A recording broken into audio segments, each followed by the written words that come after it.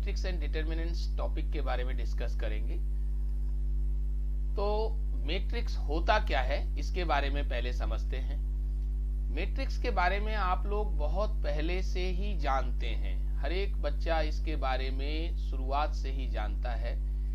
बस अब हमें इसको आपको पहचान करानी है कि आप कैसे जानते हैं इसको। देखिए, मैट्रिक्स एक रेक्टेंगुलर एरे है। आप लोग मूवी देखने जाते हैं तो वहां एक आपको स्लिप मिल जाती है टिकट के नाम पर, वहां लिखा होता है L14 मान लो लिखा हुआ है।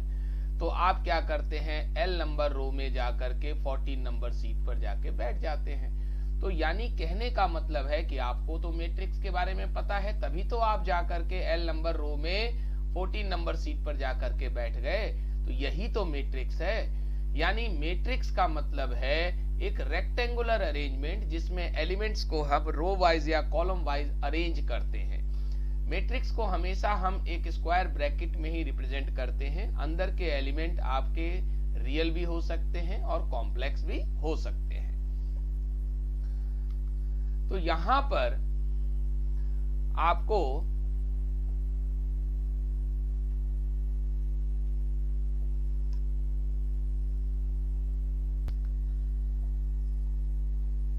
जो हमारा मैट्रिक्स में हमें क्या देखना होता है, जो एलिमेंट्स हैं वो हमारे रियल भी हो सकते हैं और कॉम्प्लेक्स भी हो सकते हैं। तो यहां पर मान लेते हैं कि हमने AIJ लिखा है। I इंडिकेट करता है रो को और J इंडिकेट करता है कॉलम को। ध्यान से देखिए, ये जो हमारे पास हॉरिजेंटल लाइंस बनी हुई हैं, जो मैं एरो लगा रहा हूं, these horizontal lines are known as row. This is your first row, this one is second row, this one is third row and ये third row। ऐसे ही यहाँ पर जो है हमारे पास रो नंबर M है। इसी प्रकार ये जो है column number 1, column number 2, column number 3 जो वर्टिकल लाइंस हैं, it represent the number of columns.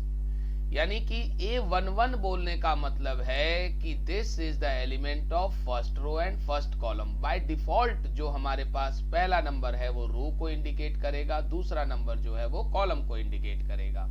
Same ऐसे ही देखिए 1 2 बोलने का मतलब है this is the element of first row second column. 1 3 बोलने का मतलब है element of first row and third column. Similarly अगर हमने 2 3 की बात की तो second row third column, second row second column, second row third column. इस तरह से हम जो है एलिमेंट्स को यहाँ अरेंज कर देते हैं और यही रेक्टेंगुलर अरेंजमेंट ही क्या कहलाता है, मैट्रिक्स कहलाता है। यहाँ देखिए हमने M/N लिखा हुआ है। M/N लिखने का मतलब है कि यहाँ पर ये ऑर्डर को इंडिकेट कर रहा है और ऑर्डर हमें बताएगा कि इस मैट्रिक्स में कितने एलिमेंट मौजूद हैं। यानी ऑर्डर से हमें पता लगता है नंबर ऑफ एलिमेंट्स के बारे में। फॉर एग्जांपल अगर मेरे पास 12 एलिमेंट हैं तो 12 एलिमेंट के पॉसिबल ऑर्डर क्या क्या हो सकते हैं, तो 1/12 का हो सकता है। एक रो में ही आपने 12 एलिमेंट को अरेंज कर दिया, या आपने 12 रो बनाए एक ही कॉलम में अरेंज कर दिया। ऐसे ही आपने 2 रो 6 कॉलम्स, या 6 रो 2 कॉलम्स, या फिर 3 रो 4 कॉलम्स, या 4 row 3 columns. These are the possible order of 12 element. तो आप किसी भी ऑर्डर में मैट्रिक्स को जो है बना सकते हैं, ये पॉसिबल ऑर्डर्स है। तो यहां पर अब आपको मैट्रिक्स के बारे में पता लग गया होगा कि मैट्रिक्स एक रेक्टेंगुलर एरे है जिसमें हम एलिमेंट को रो वाइज यानी हॉरिजेंटल लाइंस में और कॉलम वाइज यानी वर्टिकल लाइंस में अरेंज करते हैं। मैट्रिक्स को हम हमेशा स्क्वायर ब्रैकेट के अंदर ही एलिमेंट्स को रखेंगे। बाहर ये जो है M/N जो हमने लिखा हुआ है ये इंडिकेट कर रहा है ऑर्डर को, और ऑर्डर हमें बताएगा कि कितने एलिमेंट मैट्रिक्स में है। काउंट करने की कोई जरूरत नहीं है, बस M/N कर लीजिए, जो भी नंबर आपको दिया हुआ है तो आपके पास एलिमेंट कितने हैं वो आपको पता लग जाएगा। अब यहां हम बात करेंगे इक्वलिटी ऑफ द मैट्रिक्स की। इक्वलिटी ऑफ द मैट्रिक्स में हमारे पास दो मैट्रिक्स इक्वल अगर बोलता है कि वो इक्वल है तो जनरली हम उसे A = B बोलते हैं, और वो क्या होने चाहिए, दोनों के ऑर्डर सेम होने चाहिए, as well as the corresponding entries are also same होनी चाहिए। अगर हमने बोला कि दो मैट्रिक्स हमारे पास इक्वल है, तो यानी कि अगर इसमें ए बी सी डी है और इसमें अगर पी क्यू आर एस है, तो ये इक्वल तभी हो सकते हैं जब दोनों के ऑर्डर तो सेम अभी आपको दिखाई दे रहे हैं और अंदर के एलिमेंट भी सेम होने चाहिए, यानी A is equal to P होना चाहिए, B is equal to Q होना चाहिए, C is equal to R होना चाहिए और D is equal to S होना चाहिए। इस तरह से हमारे पास जो है एलिमेंट होने चाहिए, तब जाकर के हम इसको इक्वल मैट्रिक्स बोल सकते हैं। यहां हमने एक इक्वल मैट्रिक्स का एग्जांपल लिया है। इन्होंने बोल रखा है कि these two are equal matrix and find the value of x y z and डब्ल्यू। तो अब आपको क्या करना है, हमने बताया कि कॉरस्पॉन्डिंग एंट्रीज इक्वल होती हैं, तो इसका मतलब है कि x माइनस वाई जो है वो किसके इक्वल हो गया, -1 के, और 2x प्लस जेड जो है वो किसके इक्वल हो गया, 5 के। ऐसे ही 2x माइनस वाई जो है वो equal to 0 and 3z plus w जो है वो इक्वल टू 13 हो गया। Now after solving these two equation we will get x and y। देखिए इनको हम सॉल्व कर लेते हैं, इन दोनों को सब्ट्रैक्ट कर दिया तो -x इज इक्वल टू -1, तो x इज इक्वल टू क्या आ गया, 1। x की वैल्यू आप इन दोनों में से किसी भी इक्वेशन में रख दीजिए, जैसे हम फर्स्ट इक्वेशन में रख देते हैं 1 minus y is equal to -1, तो इससे y की वैल्यू आपकी 2 आ जाएगी, -1 इधर चला जाएगा। और अब आप इस थर्ड इक्वेशन में x की वैल्यू सब्स्टिट्यूट कर दीजिए, तो 2 इंटू एक्स की वैल्यू है 1 plus z is equal to 5, तो z हमारे पास आ जाएगा 3, 2 उधर चला जाएगा, 5 माइनस 2 3 हो गया। और ऐसे इस फोर्थ इक्वेशन में अब आप z की वैल्यू डाल दीजिए, तो 3 इंटू z यानी 3 है, plus w is equal to 13, तो इससे आपके पास w की वैल्यू ये 9 इधर आ जाएगा, तो ये कितना आ जाएगा, 4 आ जाएगा। तो इस तरह से आप x, y, z and w की वैल्यू इस इक्वल मैट्रिक्स में फाइंड आउट कर सकते हैं। ठीक है बच्चों, आगे बढ़ जाते हैं हम लोग, टाइप्स ऑफ मैट्रिक्स पढ़ लेते हैं। टाइप ऑफ मैट्रिक्स में पहला मैट्रिक्स, जैसा कि इसका नाम आपको दिखाई दे रहा है, रो मैट्रिक्स। रो मैट्रिक्स का मतलब एक ऐसा मैट्रिक्स जिसमें एक ही रो होना चाहिए, कॉलम कितने भी हों इससे कोई फर्क नहीं पड़ता। अगर कोई मैट्रिक्स आपके पास 1/n ऑर्डर का है तो उसे हम रो मैट्रिक्स ही बोलेंगे, यानी एक ऐसा मैट्रिक्स जिसमें सिंगल रो हो, 1 रो हो, उसे ही हम क्या बोलते हैं, row matrix. Similarly column matrix की कहानी है, कॉलम मैट्रिक्स में एक ही कॉलम होना चाहिए, रो कितने भी हो उससे कोई फर्क नहीं पड़ता। यानी अगर कोई मैट्रिक्स मेरे पास n/1 टाइप का है तो उसे हम क्या बोलते हैं, कॉलम मैट्रिक्स बोलेंगे, यानी एक ही कॉलम होना चाहिए।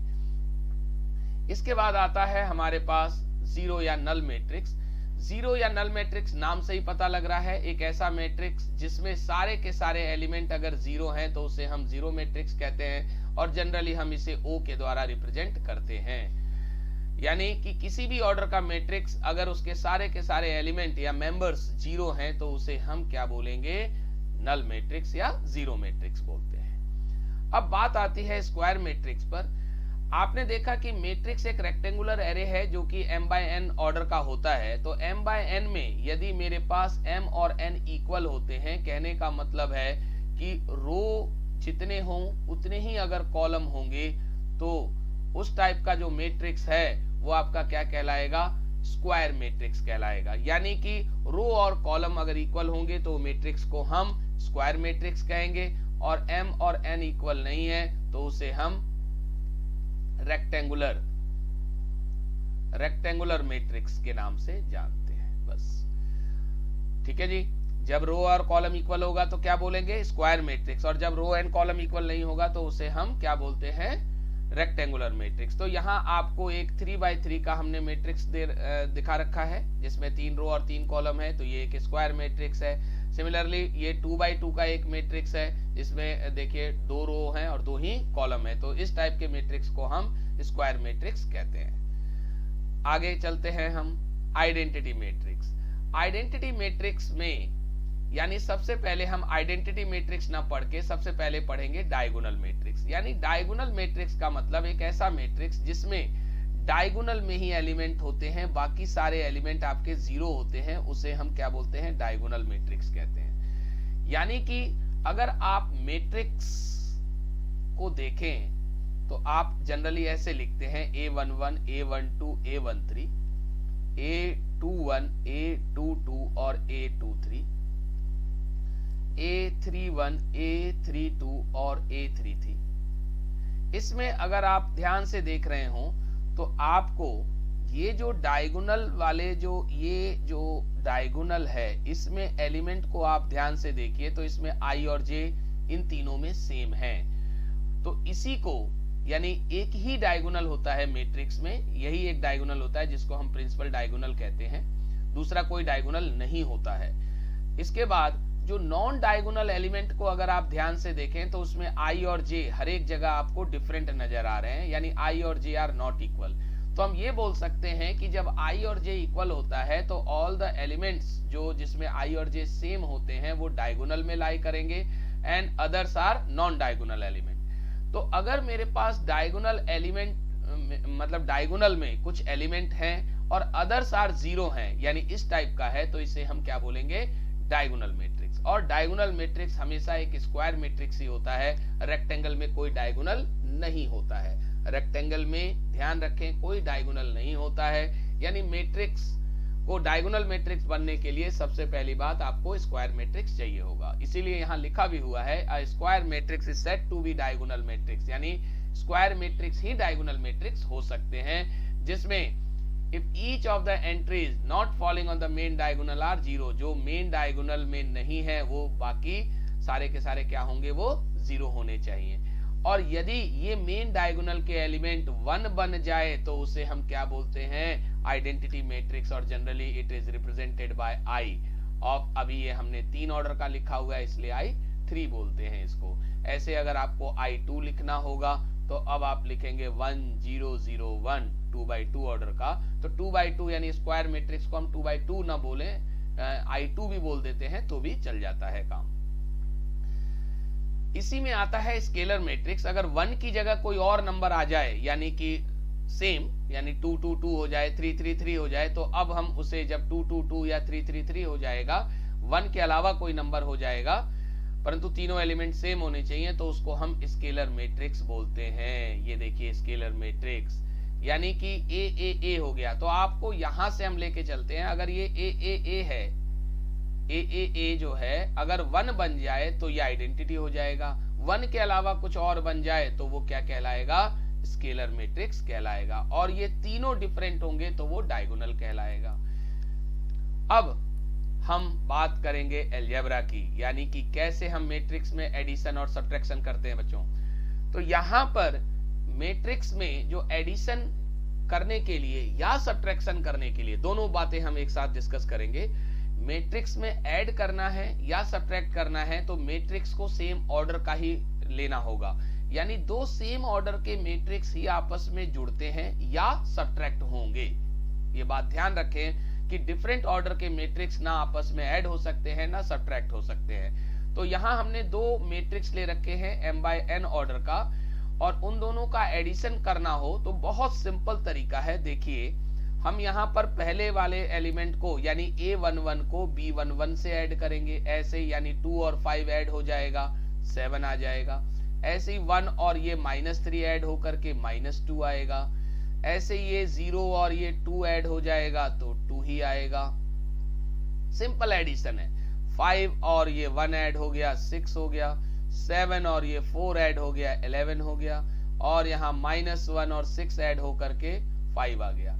यहाँ एक बात आपको याद रखनी है कि जिस ऑर्डर का आपने मैट्रिक्स ले रखा है एडिशन में, जैसे फॉर एग्जांपल यहाँ 2/3 ऑर्डर का ले रखा है, तो हमारे पास जो नया मैट्रिक्स एडिशन के बाद आएगा उसका भी ऑर्डर सेम रहेगा, ऑर्डर में कोई भी चेंजेस नहीं आते हैं। सिमिलरली हम सब्ट्रैक्शन में भी ऐसे ही सब्ट्रैक्ट करते हैं, लाइक ऑर्डर के ही मैट्रिक्स को हम सब्ट्रैक्ट भी करते हैं, और जैसे हमने यहाँ ऐड किया है वैसे ही सब्ट्रैक्ट करना है। तो सब्ट्रैक्शन पढ़ने से पहले हम थोड़ा सा आपको प्रॉपर्टीज बता दें किसकी, एडिशन की। यहाँ हमने 4 प्रॉपर्टीज के बारे में डिस्कस किया है। दो मैट्रिक्स अगर सेम ऑर्डर के हैं और उनको हम ऐड कर रहे हैं तो आप जो है उसमें कॉम्पिटिटिव लॉ लगा सकते हैं, ए और बी को ऐड कर लें या फिर बी को ए के साथ ऐड कर लें, दोनों का रिजल्ट हमेशा सेम रहेगा। इसी प्रकार ए बी सी अगर तीन मैट्रिक्स हैं सेम ऑर्डर के, तो आपने अगर ए और बी को पहले ऐड करके फिर उसमें सी को ऐड किया, या फिर आप बी और सी को पहले ऐड कर लें फिर ए को ऐड करें, तो उससे कोई फर्क नहीं पड़ता है, दोनों रिजल्ट आपके सेम ही आएंगे। अगली बात है हमारे पास एडिटिव आइडेंटिटी। तो आपको ये बात पहले से ही पता होगी कि जीरो जो होता है वो आइडेंटिटी एलिमेंट होता है एडिशन के लिए। तो यानी कि अगर हम किसी मैट्रिक्स में जीरो ऐड कर दें, यानी नल मैट्रिक्स ऐड करें या नल मैट्रिक्स में कोई भी मैट्रिक्स ऐड करते हैं तो वही मैट्रिक्स आता है।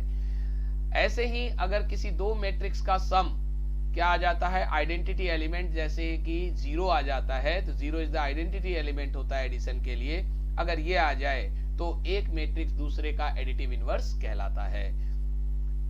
तो ये छोटी छोटी चार प्रॉपर्टीज थी इसमें। सब्ट्रैक्शन में हमने बताया जैसे आपने एडिशन किया है बिल्कुल वैसे ही आपको सब्ट्रैक्शन करना है। दो सेम ऑर्डर के मैट्रिक्स आपको लेने हैं तभी आप सब्ट्रैक्ट कर सकते हैं, जैसे आपने एडिशन में लिया था।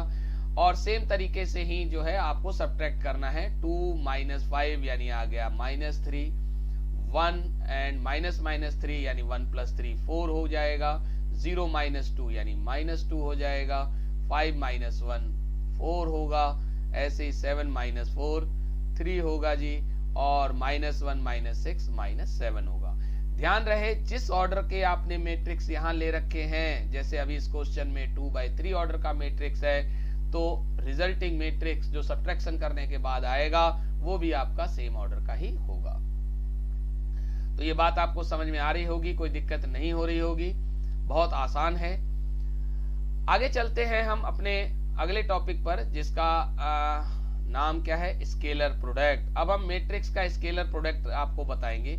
स्केलर का मतलब किसी कांस्टेंट से जब हम किसी मैट्रिक्स को मल्टीप्लाई करते हैं तो वो कहलाता है स्केलर प्रोडक्ट। जैसे फॉर एग्जांपल हमारे पास ए कोई मैट्रिक्स है, ये इसमें मुझे 4 से मल्टीप्लाई करना है यानी 4a निकालना है। तो ये 4 जो है एक स्केलर क्वांटिटी है और इससे प्रोडक्ट जो हम करने जा रहे हैं इसी को हम स्केलर प्रोडक्ट कहते हैं। यहाँ पर 4a करना बहुत आसान है बच्चों, बहुत ज्यादा आसान है। बस आपको हर एक एंट्री को 4 से मल्टीप्लाई कर देना है। तो 4 × 2 8 हो गया, 4 × -3 -12 होता है, 4 × -1 हमारे देश में तो -4 ही होता है, और यहाँ हो गया 4 × 5 20, 4 × 6 24, 4 × 4 16। याद रहे ऑर्डर में कोई परिवर्तन नहीं होगा, no change in order. That means अगर ये 2/3 ऑर्डर का हमने ले रखा है तो ये भी 2/3 ऑर्डर का होगा, यानी स्केलर प्रोडक्ट करने से ऑर्डर में कोई परिवर्तन नहीं होता है। अब यहाँ छोटी छोटी 3 बातें हमें पढ़नी है। छोटी छोटी 3 बातों में क्या है कि अगर मेरे पास दो मैट्रिक्स हैं सेम ऑर्डर के और इन दोनों को ऐड करके हम किसी स्केलर से मल्टीप्लाई करें या फिर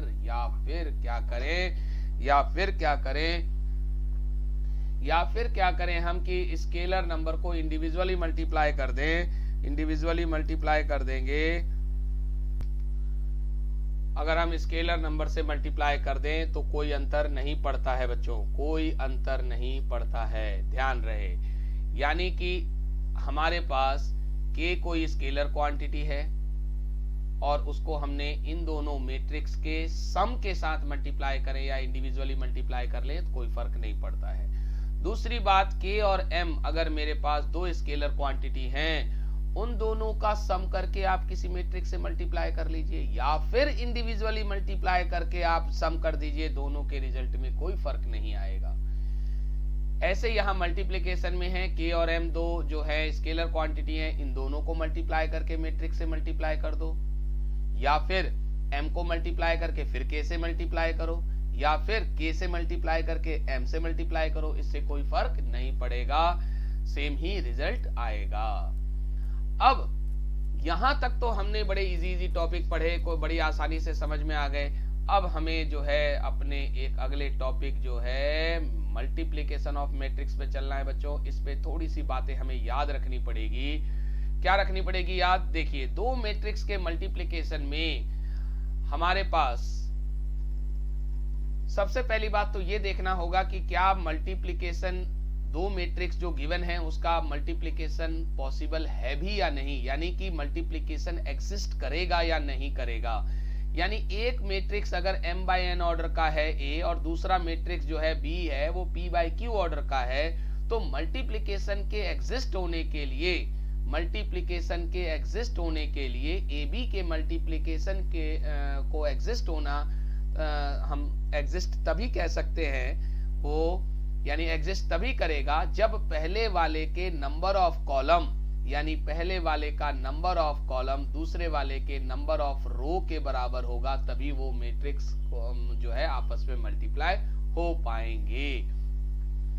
यानी number of column of first matrix should be equal to the number of row of the second matrix, तभी वो दोनों जो है मल्टीप्लाई हो पाएंगे, यानी मल्टीप्लिकेशन एग्जिस्ट होगा। और जो नया मैट्रिक्स आएगा AB, उसका ऑर्डर जो होगा वो पहले वाले का रो इंटू दूसरे वाले का कॉलम होगा। ये दो बातें आपको इसमें बहुत ध्यान रखनी है। सबसे पहले मैट्रिक्स के प्रोडक्ट को आपको चेक करना है कि क्या जो दो गिवन मैट्रिक्स हैं उनका आपस में प्रोडक्ट हो भी सकता है या नहीं, और उसके लिए आपको पहले वाला मैट्रिक्स के कॉलमों की संख्या यानी number of column of A को number of row of B के बराबर होना चाहिए, तभी जाकर के मल्टीप्लाई हो सकता है। अब मल्टीप्लिकेशन करने का तरीका देखिए। हमने यहां पर एक मैट्रिक्स ले रखा है A जो कि 2/3 ऑर्डर का है, दूसरा मैट्रिक्स हमने ले रखा है जो कि 3/2 ऑर्डर का है। तो पहले हमें चेक क्या करना है कि क्या मल्टीप्लिकेशन हो सकता है या नहीं। तो पहले हमने A इंटू B निकालना है। तो हमने पहले वाले के नंबर ऑफ कॉलम दूसरे वाले के नंबर ऑफ रो को देखा, बराबर हैं, तो बराबर हैं, तो अब जो है हमें ग्रीन सिग्नल मिल गया, आगे बढ़ जाते हैं। मल्टीप्लिकेशन पॉसिबल है, एग्जिस्ट करेगा। तो अब पहले वाले के रो को जब पहले वाले के कॉलम से पहले वाले के रो को जब दूसरे वाले के कॉलम से मल्टीप्लाई करेंगे, तब जाकर के हमारा एक एलिमेंट मैट्रिक्स प्रोडक्ट का तैयार होगा। देखिए कैसे, यानी A11 को जब B11 से प्लस A12 को B21 से और A13 को जब B31 से मल्टीप्लाई करके ऐड कर देंगे तो हमारा एक एलिमेंट तैयार हो जाएगा। देखिए कैसे, यहां पर मुझे AB मैट्रिक्स दिया हुआ है, तो AB का मैं प्रोडक्ट करने जा रहा हूं। तो पहले हम चेक करेंगे कि क्या प्रोडक्ट पॉसिबल है। ये 3/3 ऑर्डर का है और ये 3/2 ऑर्डर का है, तो पहले वाले का नंबर ऑफ कॉलम दूसरे वाले के नंबर ऑफ रो के बराबर है, तो ग्रीन सिग्नल मिल गया, आगे बढ़ सकते हैं। अब हम मल्टीप्लाई करेंगे, तो पहले वाले के रो को जब हम दूसरे वाले के कॉलम से मल्टीप्लाई करेंगे तो हमारा पहला एलिमेंट तैयार होगा। तो 0 को आप 3 से मल्टीप्लाई करेंगे तो 0 इंटू 3, फिर प्लस, फिर 1 को आप 1 से मल्टीप्लाई करेंगे तो 1 इंटू 2, यानी इसके रो वाइज चलना है, इसमें कॉलम वाइज चलना है, फिर प्लस, फिर 2 into -1, 2 into -1। Similarly first row को जब सेकंड कॉलम से मल्टीप्लाई करेंगे, यानी कि 0 into 2 plus 1 into 0 plus 2 into 1। देखिए अब सेकंड वाले रो को फर्स्ट कॉलम और सेकंड कॉलम से ऐसे ही मल्टीप्लाई करना है, 2 into 3 plus 3 into 1 plus 1 into -1, 1 into -1, ऐसे 2 into 2 plus 3 into 0 plus 1 into 1, ये 1 इंटू 1। ऐसे ही थर्ड रो को फर्स्ट और सेकंड कॉलम से करना है, 4 into 3 plus -1 into 1 plus 6 into 1, 6 into -1। ऐसे ही अब थर्ड रो को सेकंड कॉलम से करेंगे तो 4 इंटू 2 -1 इंटू 0 और प्लस 6 इंटू 1, कितना आ गया, ये हो गया आपका 1 इंटू यहां पर हमने यहां पर एक गलती लिख दिया है। देखिए 0 इंटू 3 लिखा हमने, बिल्कुल ठीक लिखा, 1 इंटू 1 लिखना चाहिए, फिर 2 इंटू -1, अब ये सही हो गया। तो 1 - 2 हमारे पास कितना आ गया, -1, और यहां हो गया हमारे पास ये 0 और ये 2 हो गया। यहां पर 6 और 3 9, 9 - 1 यानी कि 8 हो गया, 4 और ये 1 5 हो गया, और अगला हमारे पास 12 में से ये -1 और -6 यानी 7, 7 5 12 5 हो गया, और 8 और 6 14 हो गया, 8 और 6 14 हो गया। ऑर्डर देखिए, ऑर्डर मेरे पास इस मैट्रिक्स का आपको 3/2 है, यानी पहले वाले का रो दूसरे वाले का कॉलम है, पहले वाले का रो दूसरे वाले का कॉलम है। अब कुछ छोटी छोटी बातें हम इसमें जानेंगे मैट्रिक्स के प्रॉपर्टीज में, मल्टीप्लिकेशन में। पहली बात कि ए बी जो है वो बी ए के बराबर नहीं होता है, यानी कॉम्यूटेटिव लॉ फॉलो नहीं होगा। दूसरी बात, एसोसिएटिव लॉ फॉलो होगा, ए बी सी जो है वो ए बी इंटू सी के बराबर होता है, एसोसिएटिव रूल फॉलो हो जाता है। तीसरी बात, आई इंटू ए करो या ए इंटू आई करो, आई इंटू ए करो या ए इंटू आई करो, हमेशा ए ही होता है, हमेशा ए ही होता है। और चौथी बात कि अगर किसी दो मैट्रिक्स का प्रोडक्ट ए बी हो चाहे बी ए हो, इसका प्रोडक्ट अगर आइडेंटिटी आ रहा है तो इसका मतलब A is the inverse of B है या B is the inverse of A है, ऐसे भी आप बोल सकते हैं। यानी कि दो मैट्रिक्स का प्रोडक्ट अगर आइडेंटिटी डेट मींस 1 आ रहा हो, आइडेंटिटी आ रहा हो, तो हम एक मैट्रिक्स को दूसरे का इनवर्स बोल सकते हैं, और this type of inverse is known as multiplicative inverse. ठीक है बच्चों, तो इस तरह से हम लोगों ने आज अपना ये जो है मैट्रिक्स का टॉपिक कंप्लीट किया है। अगली वीडियो में मैं आपको जो है डिटर्मिनेंट के बारे में बताऊंगा, और फिर हम लोग जो है जो आगे की बातें जो क्वेश्चंस हैं वो डिस्कस करेंगे। तो अभी ये दो वीडियोस जो है हम अपने बेसिक कॉन्सेप्ट के ऊपर ही रखेंगे। जैसे ये पहला हमारा मैट्रिक्स का वीडियो है जिसमें हमने सारी बेसिक बातें बताई हैं कि मैट्रिक्स में आप कैसे एडिशन, सब्ट्रैक्शन, मल्टीप्लिकेशन, डिवीजन जितना भी जो काम करते हैं वो कर सकते हैं। और ऐसे ही हम अपने अगले वीडियो में आपको डिटर्मिनेंट के बारे में बताएंगे बच्चों। तो मुझे उम्मीद है ये वीडियो आपको पसंद आई होगी। धन्यवाद मेरे साथ इस वीडियो में बने रहने के लिए।